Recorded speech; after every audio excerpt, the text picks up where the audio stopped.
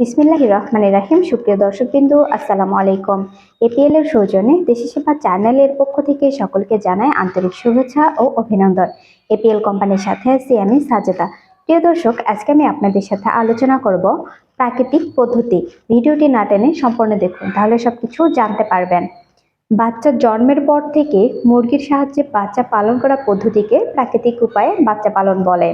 সাধারণত দেশি জাতের মুরগির বাচ্চা এই পদ্ধতিতে পালন করা হয়।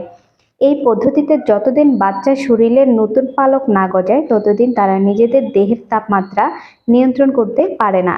তাই মাঝে মাঝে বাচ্চারা তার মায়ের পেটের বা ডানার নিচে অবস্থান করে তাদের প্রয়োজনীয় তাপমাত্রা রক্ষা করে। সাধারণত মুরগির নিচে তাপ দিয়ে ফুটানো বাচ্চা ছাড়া অন্য বাচ্চা পালনের জন্য গ্রহণ করে না। তবে কৃত্রিম উপায়ে বিশেষ কৌশলের মাধ্যমে দেশি কুচে মুরগি দিয়ে পালা যায়। এক্ষেত্রে প্রথমে একটি দেশি কুচে মুরগিকে 1 থেকে 2টি ডিম দিয়ে পাত্রে বসিয়ে দিতে হবে। 2 থেকে 3 দিন পর রাত্রিবেলা কৃত্রিম উপায়ে ফুটানো একদিনের বাচ্চা বা অন্য কোনো মুরগির মাধ্যমে ফুটানো বাচ্চা তার বুকের নিচে ছেড়ে দিলে সে তার নিজের বাচ্চা বলে গ্রহণ করে এবং পরের দিন ডিম ছেড়ে বেরিয়ে আসে।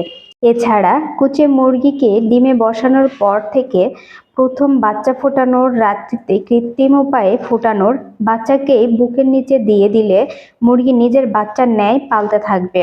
স্বাভাবিক পদ্ধতিতে দেশি জাতের মুরগির সাথে 15 থেকে 16টির বেশি বাচ্চা পালন করতে পারে না।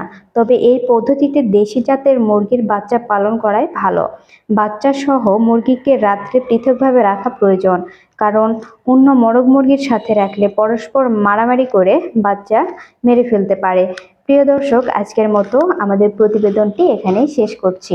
আমাদের চ্যানেলের সকল নতুন নতুন ভিডিও তথ্য সবার আগে পেতে আমাদের চ্যানেলটি সাবস্ক্রাইব করুন ও বেল আইকনটি বাজিয়ে দিন। আজকের মতো এখানে বিদায় নিচ্ছি। আশা করি সবাই সুস্থ থাকবেন, ভালো থাকবেন। Batter APL, batter life.